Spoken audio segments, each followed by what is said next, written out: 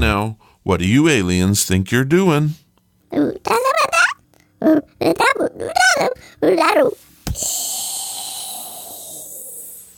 going to take over my podcast and rule the planet? That's ridiculous. Well,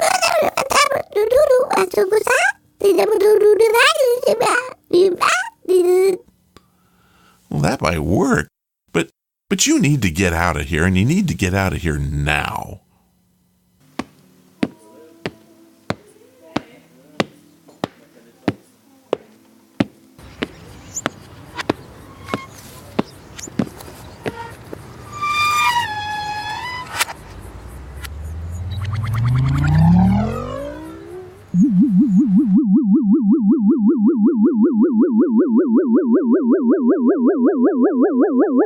Man, these aliens sure are getting bold.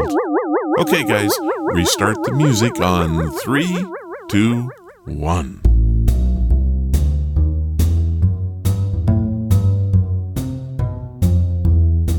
Hello and welcome to the podcast. This is Ron's Amazing Stories, where we play tales to take you away from today and apparently protect you from aliens. Now, on this episode, we have all manner of stories. However, as promised, we lean towards the science of fiction. Or something like that. Anyway, we have aliens that are really into pottery, science plays with time, and even the orange orbs are back. This time from Texas. So let's start the show right with this 5-minute mystery.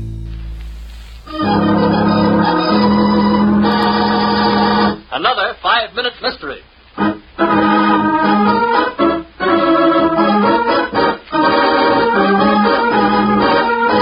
This 5-minute mystery is being brought to you by very loud noises. They can be quite loud and at times quite annoying. But if you need a loud noise to cover a crime, for example, you can get them everywhere. So get yours today.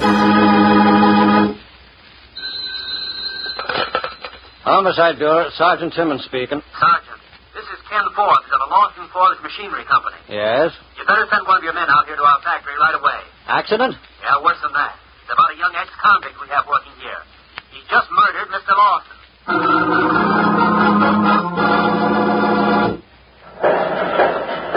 Hello? Are you Mr. Forbes? What? I say, are you the Mr. Forbes that called police? Oh, I'm sorry. Yes, I'm Forbes. It's an extremely rush order I'm working on. I couldn't afford to let it wait. I understand, yes. If you'll just follow me, Inspector. Mr. Lawson's in his office over here, officer. Just like I found him after Joseph shot him. There's the body. Shot through the head, This the gun? Yes, Lawson's own gun. A pretty small gun for a man to have. Usually you only find these in a woman's purse. Didn't you say this Joseph was an ex-convict, Mr. Forbes? That's right, officer. I warned Lawson about hiring someone with a police record, but he ignored me. Why? Oh, where is this Joseph? Did he get away? I have him locked in the washroom here, so he couldn't run away.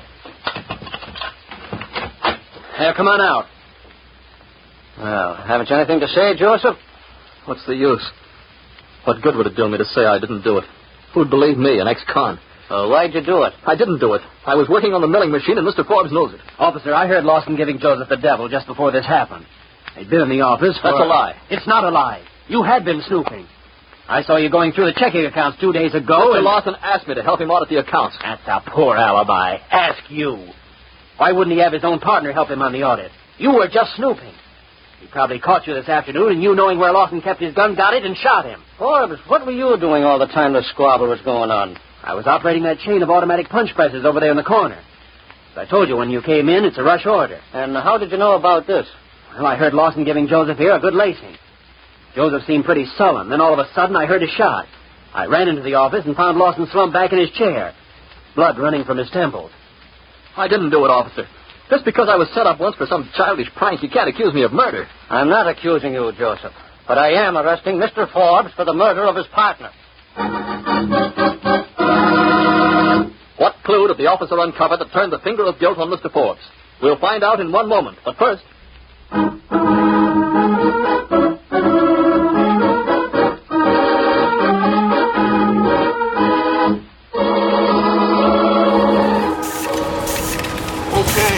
This one really has me stumped.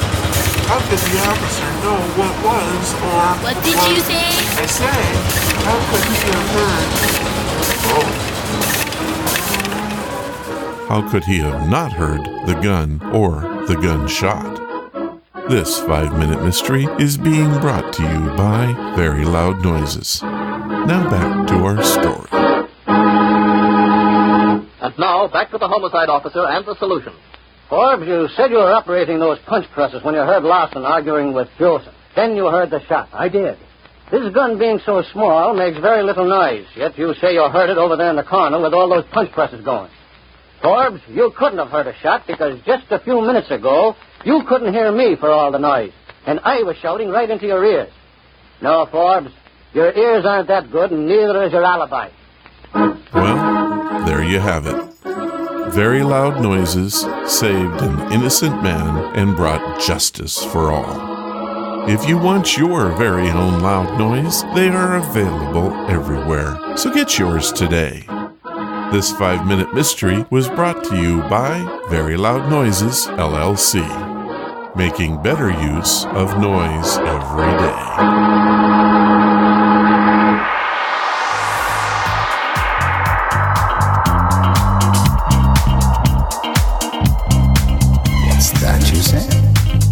The email of the week fits well with our theme, depending upon how you feel about orbs. Some people believe that they are living entities and are part of nature.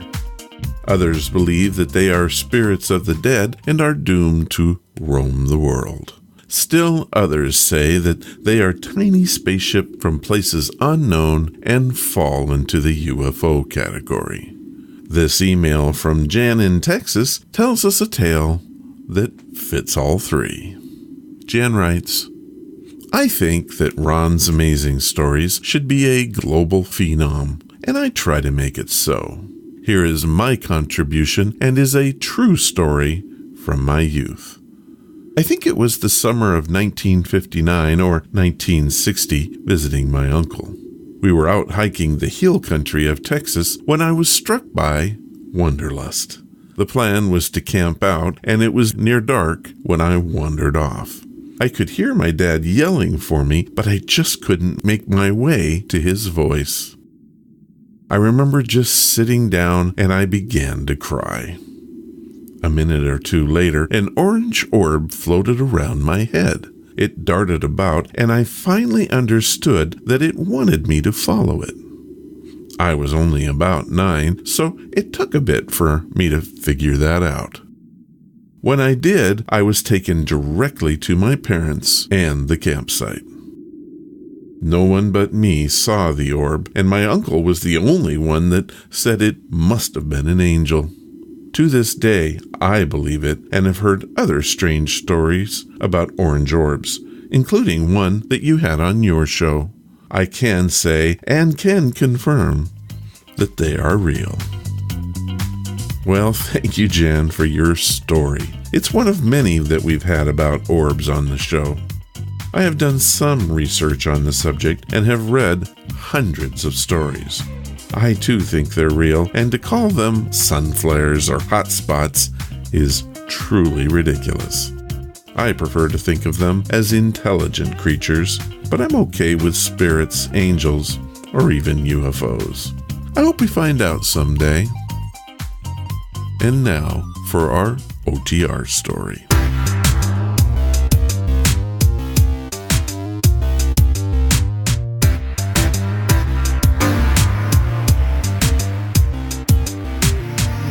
Our OTR story for this episode comes from the science fiction series Dimension X. It is a classic tale of man not understanding culture. On a far distant planet controlled by the planet Earth, the inhabitants of a remote village make the most unusual pottery. Dimension X was very good at taking man's mistakes of the past and showing them doing the same thing in the future. The writers were in fact asking the question, will we ever learn? When human nature is the subject, the answer to that question appears to be no. The title of this one is The Potters of Frisk, and it first aired on July 21st, 1950. Adventures in time and space, transcribed in future tense.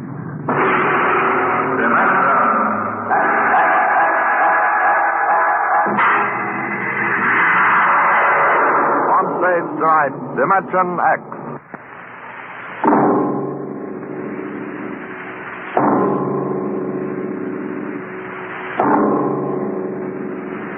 What will happen when man, finally conquering the galactic distances of interstellar travel, finds life on the strange worlds across the universe? Will he discover civilizations of incredibly advanced scientific knowledge, or primitive cultures deep in a stone age of savagery? Here is a story of the relation between men of our world and beings from beyond the stars.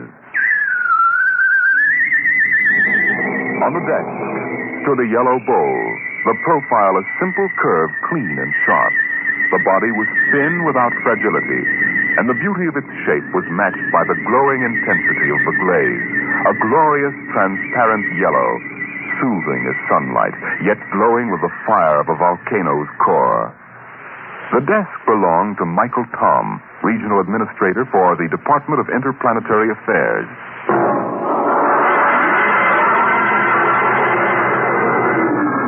That bowl? Why, it's a souvenir. I got it many years ago on the planet Frisk. I'd been out on the Channel Planet in the Frontier Service for 19 months. When my transfer came through to Frisk, I was surprised to see that I'd been promoted 3 grades, and my orders read to report to the regional office as assistant resident. My ship came in at Penolpon Spaceport, and I was met by the office car and chauffeur.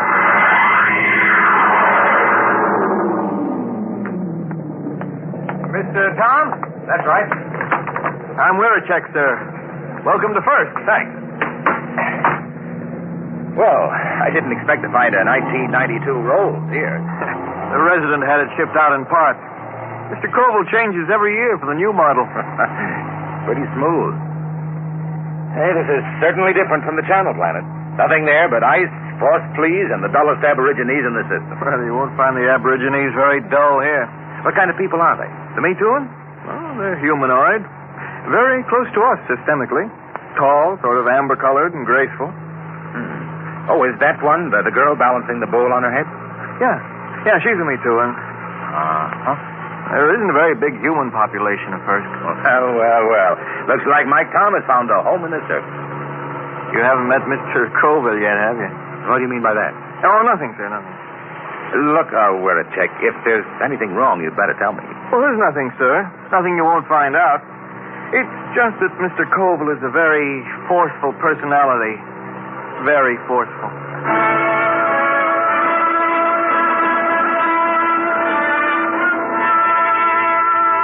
We drove through Penolpon, threading our way through narrow streets between rows of low houses of reed, parchment, and wood.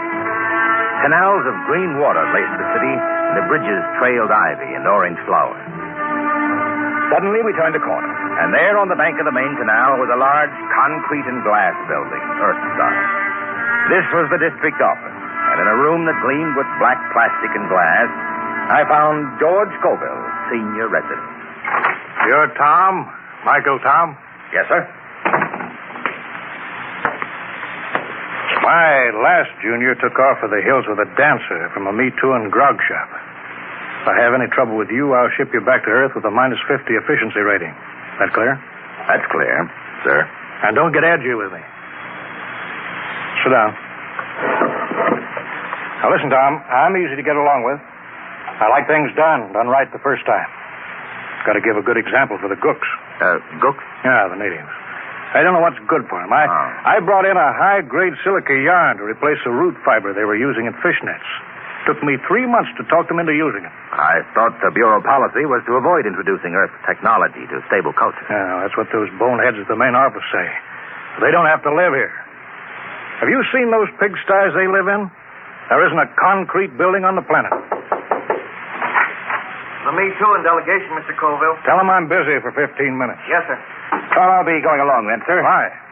Well, if you're busy. Forget it. I always let those gooks wait at least 15 minutes. Softens them up. They're not hard to handle. You know how. I was assigned to pest control, a duty Colville considered beneath his dignity. In the next few weeks, I carted rat poison and insect spray through the poorest sections of Penolpan, where the trees ended and the plains stretched out to the Cookmount Mountains. It was there that I first heard of the potters of Frisk. I had found a pottery bazaar, long shelves of jars of every size and shape, crocks, paper-thin vases, bowls, demijohns, tankards. The glazes were remarkable, deep, glowing colors. And yet, something was missing. I looked up and down the shelves. Mr. Tom, is anything wrong? No, it's just, I've got it. There isn't any yellow. Yellow? That's right. There are no yellow glazes at all. They have every other color. Ruby, green. There's a jar that's translucent. But no yellow. Oh, maybe it's a superstition. Could be. Yellow might be connected with death or disease. Well, you can find out, Mr. Tom. Here comes a Me Too, and she probably runs the place.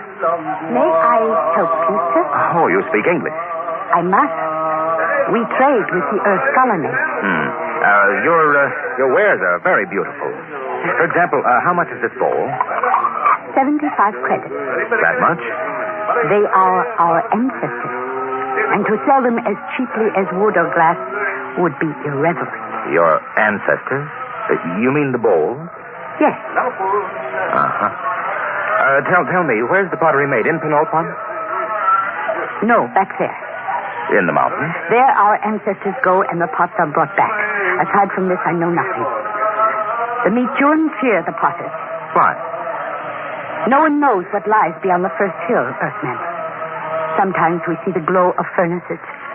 And when there are no dead for the potters, they take the living. Living? Where are the potters now? What are they shouting? That they have sold all their wares. That they will ride back to the mountains now. Hey, big devils, aren't they? Red hair. They are very strong. I think I'll visit the potters one of these days. No, Earthman. No? Why not? It is dangerous for you. They have guarded their secrets from all Penolpan. They are very fierce.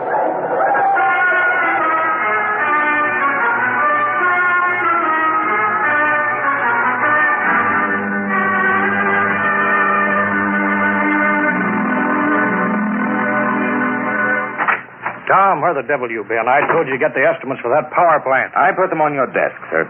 Oh, yeah, so you did. Say, what do you know about the potters back in the Cookmanks, Mr. Colville? Huh? Oh, they're a tribe of bandits or something. Why? I was at the bazaar today. A girl called the vases ancestors. Seems strange. Ancestors? Well, it probably has something to do with religious death rites. They take away the dead bodies and cremate them for a fee or trade goods.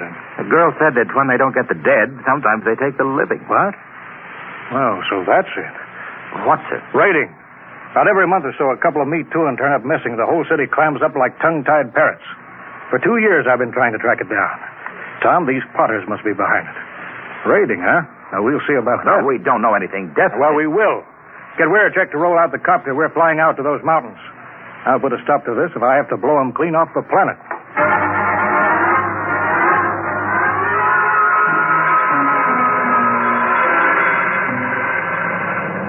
We'll never find a village in that mess down there. Look at those cliffs. There's a smoke trail over there to the right. Potters need kilns. Kilns need heat. That's a volcano, not a chimney. Let's try out along that ridge, then we'll go back. Oh, wait, I think we found them. Where? At the base of the volcano. Look close. You can see. Yeah. Set her down. Should we land, sir? They're supposed to be pretty rough on home ground. We're official representatives of the system. Remember that. That might not mean much to a tribal mountaineer. Don't argue with me, Tom. Land.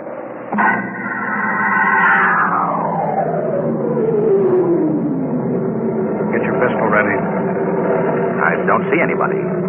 The village is deserted. They're hiding. It's the potters, all right. There's a heap of old broken jars. But I don't see the kiln. We'll stay here till something moves. What's that? One of the potters. Wait a minute. Here they come. 3 of them. You cover them, Tom. I'll do the talking. Hey there, you! What brings strangers to the village of the Potters? I'm Colville, chief of the Planetary Affairs Bureau in Penolpa. This is an official visit to see how things are going with you. We make no complaint. Oh? I've heard reports of you Potters kidnapping me, too. Is there any truth in that? There is an ancient agreement. The Potters are granted the bodies of the dead, and occasionally, when the need is great, we do anticipate nature by a year or 2. You mean you admit it? The soul lives forever. In the bowl it's beautified. What do you mean? Look here, just what do you do with the corpses? Our glazes require lead, sand, clay, alkali, spar, and lime. All but the lime is at our hand, and this we take from the bones of the dead. I see. Well, we don't want to interfere in any native customs or rights. Corpses, that's between you and the meat too. If you need lime, I can ship you in tons of it. Natural lime is a poor substitute for fresh live bones. The spirit of the person is in the bones, and it passes into the glaze and gives it an inner fire. Well, you listen to me. I don't care what you use as long as there's no kidnapping or murder. Tell me, Potter. I don't see any furnaces. Where are your kilns? Our firing is done by the great monthly burn. You mean the volcano? Yes, Earthman. Once each month, the heat roars up white and glowing. I see. Potter, why don't you ever use yellow glaze? Yellow glaze? We have no metal to give the pure, rich yellow, the color of the sun. It is strange, Earthman, that you talk of the yellow, for my people have sought the sun glaze for thousands of years. Listen, if there's any technical help you people want, that's my business. But there'll be no more murder.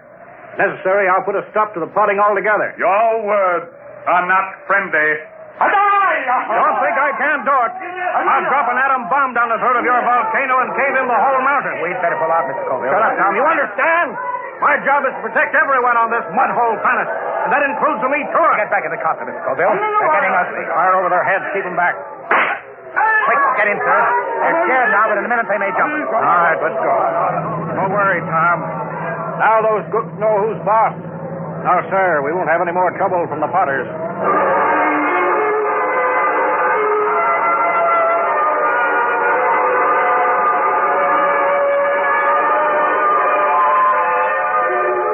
Colville kept me pretty busy the next few weeks, but I got to spending a good deal of time at the pottery bazaar with the girl. Her name was Sue Sen. She was interested in everything I had to tell her about the rest of the galaxy, and I was lonely, so I got to looking forward to my visits there. I was on my way there one evening when suddenly I heard shouts down the side street. I hurried towards them, pulling out my gun. And then I heard the deep cry of the giant potter and the crack of hooves on the cobbled street. Suddenly, a group of riders burst around a corner and charged down on me.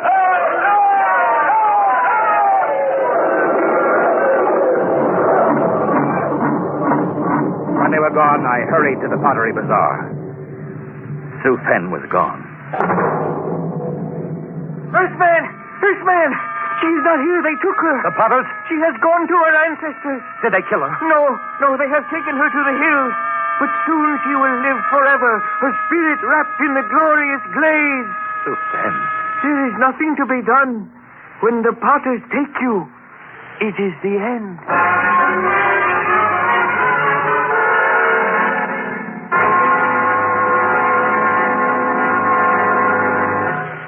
They've been raiding again, huh? Pour me to one tonight. Bring the copter around in front. It's ready.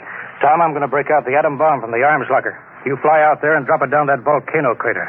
I'll teach those murdering devils a lesson they won't forget. But the meat They'll one come crawling to the city on their hands and knees. I know how to run this planet.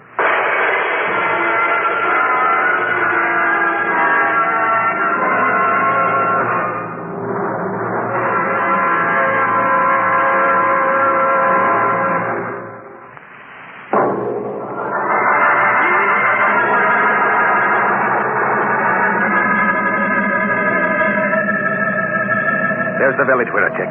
Swing over it. Shall I pull the safety on the bomb? No, hold it. But Mr. Cole said... I know what he said. They got a girl down there, and I'm going to get her out alive. And I'm going to start by trying to talk with that 7-foot red-headed Potter. All right, we're a check. Set her down right in the middle of Main Street.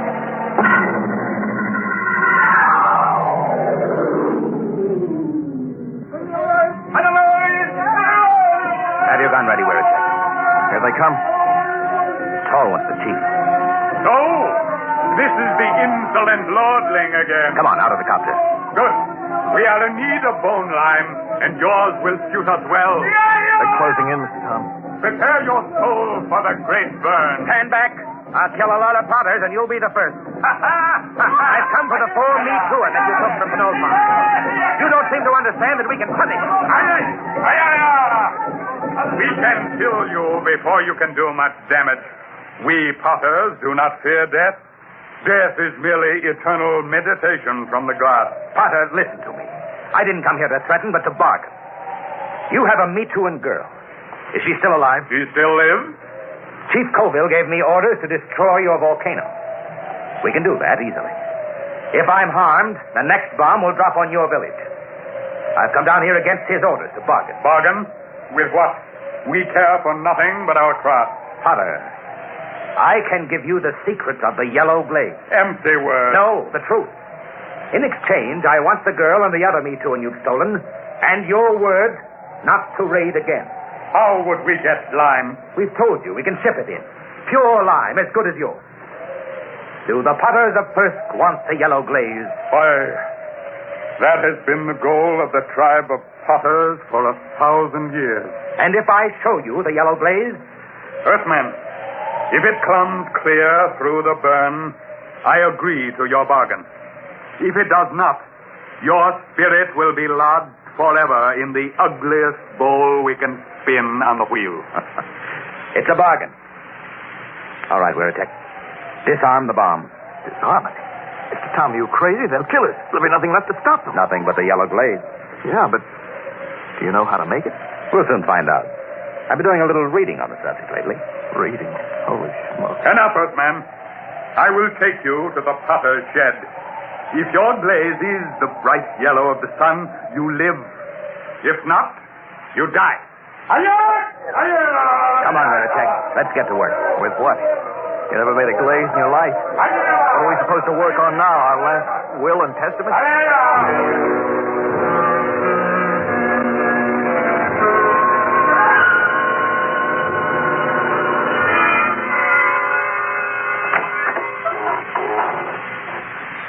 Who's that?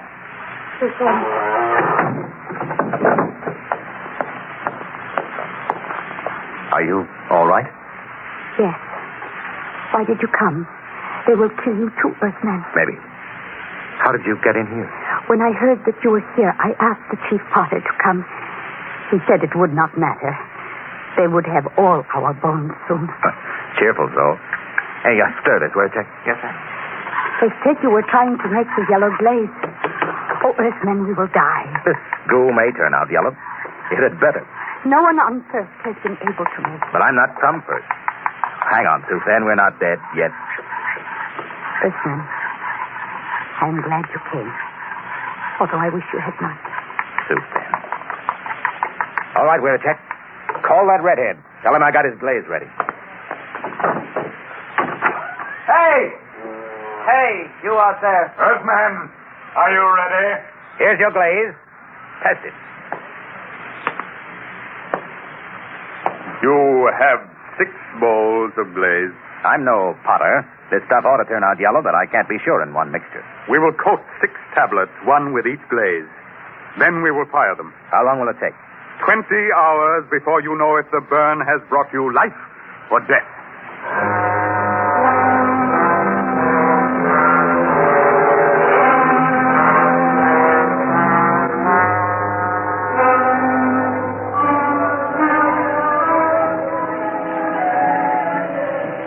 How long can they keep that up? Good hours. Tiles ought to be done soon. Earthman, here comes the chief potter. It must be time. The tiles are cooled. It is time now to open the kiln and test your glaze. A bargain has been made. The glaze is yellow, or you die. I will open the kiln.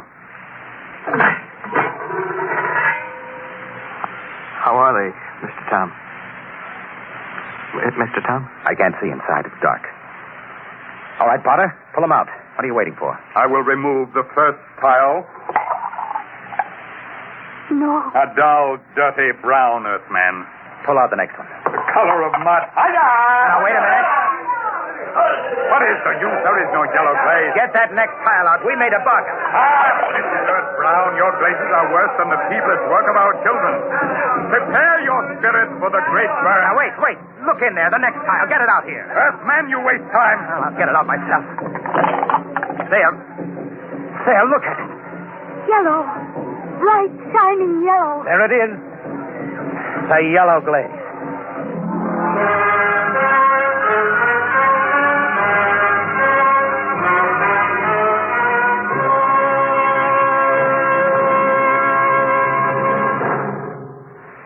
Tom, where in thunder have you been? Mr. Colville, I've been I trying think you out on business which should take 2 hours and you stay 2 days. Why? I got the 4-me-2 back, and I made a contract with the Potters. No more raiding. You what? I made a deal with them, and it turned out to be a better idea than yours. You disobeyed. You deliberately... Tom, you're through here. Through with planetary affairs. Listen, Mr. If a man can't be trusted to carry out orders, he's not worth a lead nickel to the Bureau. Get your gear together. Leave on the next ship out. Yes, sir. Wait. You're on company time till 4 o'clock tonight. Until then, you obey my orders. Take the copter back to the hangar. Bring the atom bomb back to the armory. I can't. What? Been trying to tell you. There's only one way I had to make that yellow glaze. Tom, what the devil have you done with that bomb? I gave it to the Potters. What? It was the uranium salt that made the yellow glaze. The Potters didn't have any, so I gave them the uranium out of the bomb. That was part of the bargain. What? You gave that murdering tribe of gooks that uranium? You heard me. And if you think you could have used it better by blasting them out of that mountain, you're crazy. Why, you abysmal, blasted imbecile. That's the only bomb we had. Those Potters could tear Penulpan off the face of the planet. If you want that uranium, Colville, you can go out and get it. If I'm fired, I'm through now. Why, you flesh mutt, you yellow-livered louse. If you ask me, I'd say it'd be dangerous business trying to get that uranium back now. We're attacked. Yes, Mr. Colville. Yes, sir. Get the copter fuel. Get me a double holster and a full bandolier of ammunition. Yes, sir. Come, when I get back, I'll see that you rot in the deepest cell in the Gallatin Tower. I'm going out now to those hills. I'm going to bring in that uranium myself.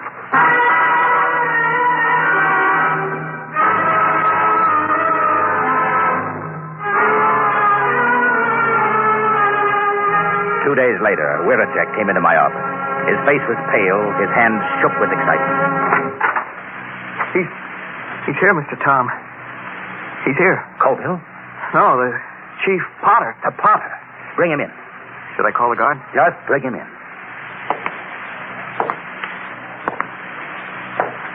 Well, Potter, I was just going to the mountains to see you. Earthman, does that bargain we made still stand? Just a minute.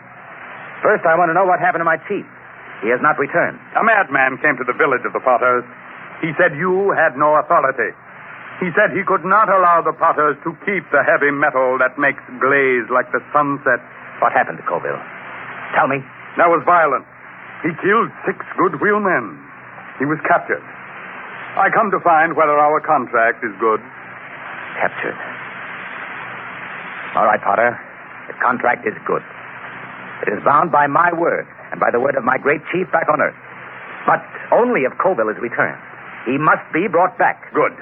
Then to seal the bargain, I have brought you the first bowl made with the new yellow glaze. It's a beautiful vase, Potter. And now, about returning Colville. It is done. The madman is a lucky man indeed, for his spirit dwells in the brightest glass ever to come from the great burn. You mean that Colville? Here, I return him to you. The fiery soul of the madman has given luster to an already glorious glaze. He will live forever in the shining light. On the deck stood a yellow bowl, and the beauty of its shape was matched by the intensity of the glaze. A glorious, transparent yellow, glowing with the fire of a volcano's core.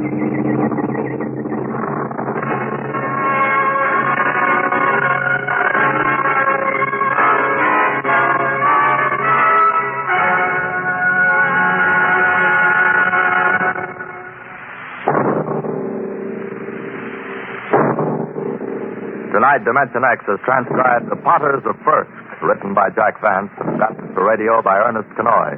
Featured in the cast were Carl Weber as Michael Tom, Wendell Holmes as Colville, and Raymond Edward Johnson as the chief of the Potters. Your narrator, Norman Rose. Music by Albert Berman. Engineer, Bill Chambers. Dimension X is produced by Van Woodward and directed by Edward King.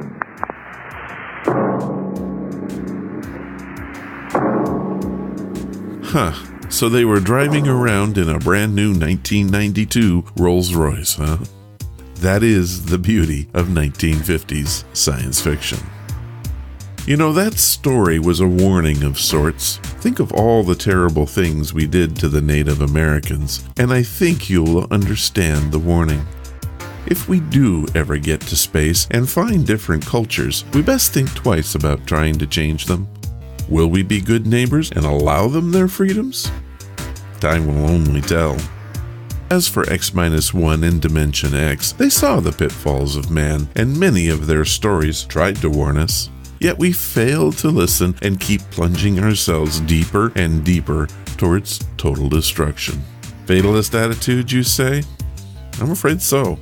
Still, the story had a satisfying ending and feels appropriate in light of the parable style it was told in.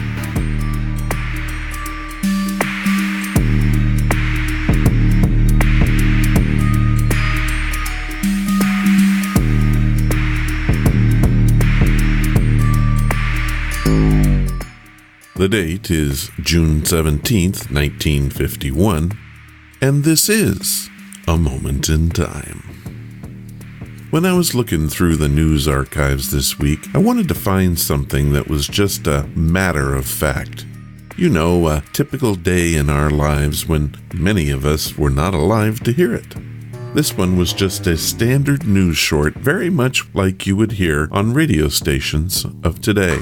The date is of no particular interest, and what you'll hear is what people wanted to know as part of their daily brief. Put yourself in your brand new 1951 Studebaker two-door sedan, or maybe at home in front of the kitchen radio. Either way, please enjoy June 17th, 1951. Here's Robert Trout in the latest news, in a program presented by the Norwich Pharmacal Company, makers of Pepto-Bismol, Unguentine, Norwich Aspirin, and other dependable drug products.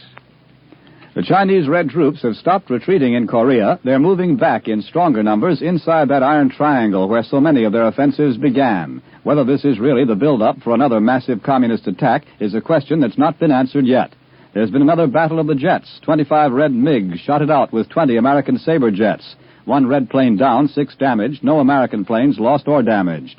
A single enemy plane flew over Incheon, the port of Seoul, and dropped 4 bombs into the water. As a result, the talk has started again. Speculation that the communists are getting ready to throw a big air punch at the United Nations. But that's another question still in search of an answer.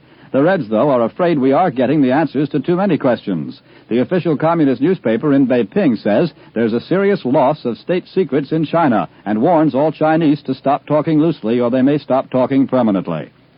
The big news in Europe is the election in France, where 3 sides are fighting it out with ballots. The communists on the left, the followers of General de Gaulle on the right, and in between the middle-of-the-roaders who've been running things since the war. Though the polls have been closed for several hours, there are no significant returns yet, but the French voters have already exercised their democratic privilege of embarrassing the prophets by turning out at the polls in great numbers, despite the predictions that the vote would be light after a campaign in which practically nobody seemed to be paying attention. It was only 5 minutes after the polls closed that French President Auriol announced he has softened the life sentence of Marshal Pétain, the old soldier of World War I, who decided the Germans were going to win World War II. The 95-year-old Marshal will be allowed to end his days in a hospital if it turns out he's strong enough to be removed from his prison. There's another different kind of echo of World War II from Poland, where it's reported today a 32-year-old German soldier has just been rescued from an old underground supply dump where he was accidentally buried alive 6 years ago. When he was first sealed in, the Germans had not yet lost the war. Now this Hitler veteran can join the rest of us in wondering how you tell who won it. Today, West Berlin is getting ready to clamp a new counter-blockade against Soviet East Berlin. And in the western sector of Germany, a couple of hundred German police in Bonn slugged it out with 2,500 young communists who said they were protesting against Western Germany's becoming militaristic, forced to do so by the Allies. I'll be back in a moment after this message from the makers of Pepto-Bismol. Here's good news for all those who suffer the distress of upset stomach. It's been proved in actual hospital tests that gentle, dependable Pepto-Bismol gives deep, thorough medication no soda or alkalizer can hope to equal. For Pepto-Bismol works where soda and alkalizers fail, guards against trouble, not in the stomach alone, but along the many feet of intestines below the stomach where food can ferment and cause discomfort every inch of the way. Pepto-Bismol guards against biting, burning acids, lines irritated stomach and intestinal walls with a soothing coating. And this deep, thorough medication helps settle and sweeten, calm and quiet the upset, helps give prompt, long-lasting relief. So for Mother, Dad, and the children, keep a bottle of Pepto-Bismol handy. And when stomach's upset, don't add to the upset. Take hospital-tested Pepto-Bismol and feel good again. Here at home, senators investigating General MacArthur's dismissal say the committee will decide that the manner of the firing was deplorable but won't agree on anything else. Federal Narcotics Commissioner Anslinger says his bureau can wipe out the illegal trade in narcotics if Congress will make it somewhat more dangerous to peddle dope than to drive through a red light. There's a rumor that the 2-day-old maritime workers' strike may soon end in a compromise. And Dartmouth College has just honored a student who slept through 4 years of classes, a seeing-eye dog who went to college with her master. She got a certificate and became Dartmouth's first female graduate. And that's the news.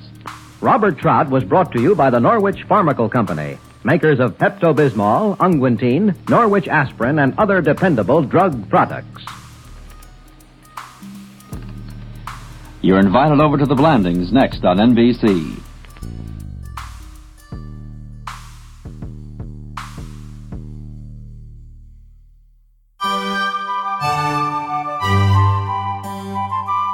As read by. Amazing stories read by amazing people. This time on As Read By, we have a story sent in and read by Dale Grothman. It is quite, well, different. It's titled Two-Timer and first appeared in print in the 1954 issue of Galaxy Science Fiction magazine.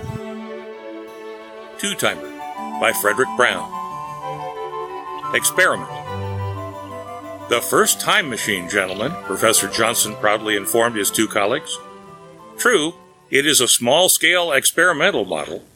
It will operate only on objects weighing less than 3 pounds, 5 ounces, and for distances into the past and future of 12 minutes or less. But it works. The small-scale model looked like a small scale, a postage scale, except for 2 dials in the part under the platform. Professor Johnson held up a small metal cube. Our experimental object, he said, is a brass cube weighing 1 pound, 2.3 ounces. First, I shall send it 5 minutes into the future. He leaned forward and set one of the dials on the time machine. Look at your watches, he said. They looked at their watches.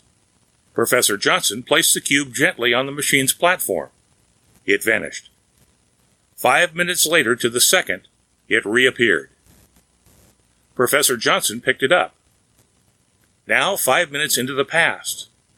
He set another dial. Holding the cube in his hand, he looked at his watch. It is now 6 minutes before 3 o'clock. I shall now activate the mechanism by placing the cube on the platform at exactly 3 o'clock. Therefore, the cube should, at 5 minutes before 3, vanish from my hand and appear on the platform 5 minutes before I place it there. How can you place it there, then? Asked one of his colleagues. It will, as my hand approaches, vanish from the platform and appear in my hand to be placed there. 3 o'clock. Notice, please. The cube vanished from his hand. It appeared on the platform of the time machine. See, 5 minutes before I shall place it there, it is there. His other colleague frowned at the cube. But, he said, what if, now that it's already appeared 5 minutes before you place it there, you should change your mind about doing so and not place it there at 3 o'clock? Wouldn't there be a paradox of some sort involved? An interesting idea, Professor Johnson said. I had not thought of it, and it will be interesting to try. Very well, I shall not. There was no paradox at all. The cube remained. but the entire rest of the universe, professors and all, vanished. Sentry. He was wet and muddy and hungry and cold, and he was 50,000 light years from home. A strange blue sun gave light, and the gravity twice what he was used to, made every movement difficult. But in 10,000 years, this part of the war hadn't changed. The flyboys were fine with their sleek spaceships and their fancy weapons. When the chips were down, though, it was still the foot soldier, the infantry, that had to take the ground and hold it, foot by bloody foot. Like this damn planet of a star he'd never heard of until they landed him there. And now it was sacred ground, because the aliens were there too. The aliens, the only other intelligent race in the galaxy. Cruel, hideous, and repulsive monsters. Contact had been made with them near the center of the galaxy after the slow, difficult colonization of 12,000 planets. And it had been war at sight. They'd shot without even trying to negotiate, or to make peace. Now, planet by bitter planet, it was being fought out. He was wet and muddy and hungry and cold, and the day was raw with the high wind that hurt his eyes. But the aliens were trying to infiltrate, and every sentry post was vital. He stayed alert, gun ready. 50,000 light years from home, fighting on a strange world, and wondering if he'd ever live to see home again. And then he saw one of them crawling toward him. He drew a bead and fired. The alien made that strange, horrible sound they all make, then lay still. He shuddered at the sound and the sight of the alien lying there. One ought to be able to get used to them after a while, but he'd never been able to. Such repulsive creatures they were, with only 2 arms and 2 legs, ghastly white skin, and no scales.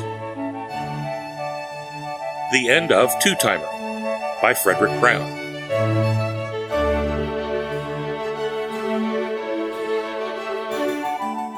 Now, that story was written by Frederick Brown, who was an American science fiction and mystery writer. He was known for his use of humor and his mastery of the short form. You know, stories of 1 to 3 pages. His short story, Arena, was voted by the Science Fiction Writers of America as one of the top 20 science fiction stories written before 1965. Now, does that name sound familiar to you? It should if you're a Star Trek fan. Arena became an episode of the original series in which Kirk is sent to battle a Gorn to resolve a dispute between the Federation and the Gorns. How about that?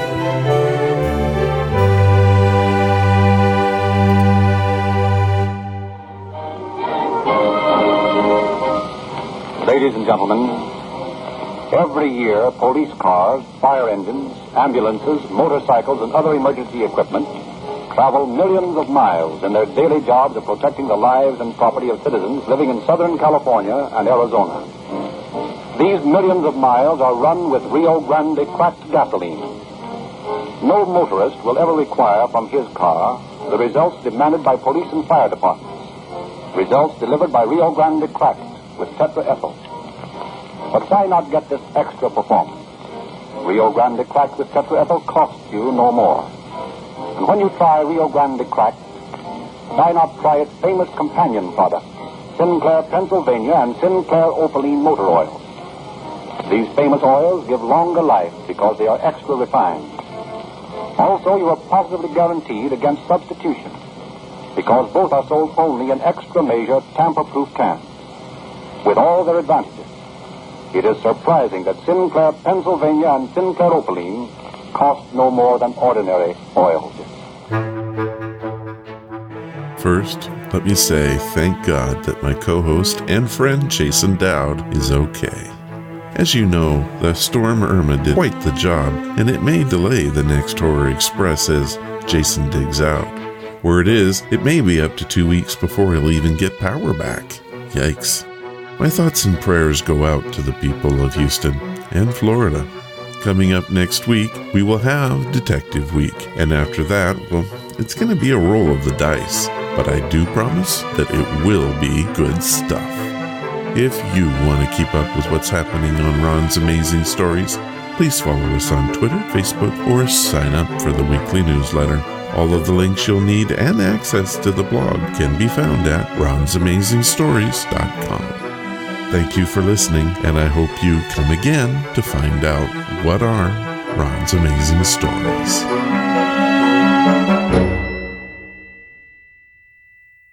All of the vintage audio used in the podcast is believed to be in the public domain. Ron's Amazing Stories does not own the rights to any of the old-time radio used here. If you hold the rights to any of the shows played, please contact us immediately at ronsamazingstories.com.